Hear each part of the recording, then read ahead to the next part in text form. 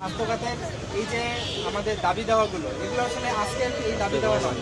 এই দাবি দেওয়াগুলো কিন্তু দীর্ঘদিন ধরে আমাদেরকে এই দাবি দেওয়ার মধ্য থেকে আমরা উঠে আসছি। হয়তোবা আমরা ব্যস্ত থাকি হাসপাতালে, বিভিন্ন সময়ে সব ডাক্তাররা আমরা ইউনিট হয়ে দাবিগুলো জানাতে পারি না, কিন্তু এই দাবিগুলোই ঘুরে ফিরে কিন্তু বিভিন্ন সময় আমরা বিভিন্ন আন্দোলন প্রোগ্রামের মাধ্যমে আমাদের সরকারকে জানিয়ে এসেছি।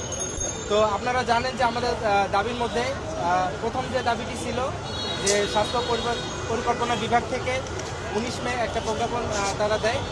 সেখানটায় তারা বলে যে উপজেলা 2 বছর যারা ট্রেনি রয়েছে, উপজেলা 2 বছর তাদেরকে থাকতে হবে এবং তাদের মানে প্রথম 1000, আমাদের প্রতি বছর আপনারা জানেন যে ট্রেনি চিকিৎসক কিন্তু 5000 প্লাস বিভিন্ন প্রতিষ্ঠানে জয়েন করেন, কিন্তু সেখান থেকে শুধু 1000, প্রথম 1000কে তারা ভাতার আওতায় দিবে। এবং আপনারা এটাও জানেন যে আমরা মেডিকেল কোর্স আমাদের 6 বছর এবং এই পোস্ট গ্রাজুয়েশনের ট্রেনিংয়ে আমাদের কিন্তু ঢুকতে আরও 2 বছর প্রিপারেশন নিতে হয়।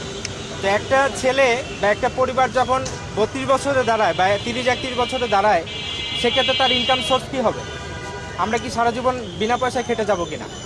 তো সেই দিক থেকে আমরা জোরালো প্রতিবাদ জানাই এবং তারা এটাকে উইথড্র করে। পরবর্তীতে আমরা আরেকটা নির্দেশনা দেখলাম যে ঠিক আছে 1000-এর জায়গায় তাহলে 2000 করি। তো সেটা 5000, বাকি 3000 তাহলে কি হবে? তাদের কি পরিবার নেই? তাদের সংসার নেই? তাদের বৃদ্ধ বাবা মা নেই? তাহলে এই জিনিসটা তাদের এত আমাদেরকে বোঝানোর প্রয়োজনীয়তা কি যদি তারা নিজেই না বুঝে? আরেকটা বিষয় হলো যে উপজেলা লেভেলে আমাদের কোনো প্রফেসর বা আমাদের ট্রেনিংয়ের যে কার্যক্রম সেটা কিন্তু সেখানে সুসংগঠিত নয়, কিন্তু অথচ আমরা যদি সেখানে যাই বরঞ্চ এটা আমাদের পোস্ট গ্রাজুয়েশন ট্রেনিংয়ের মান আমরা মনে করি কমাই দিবে।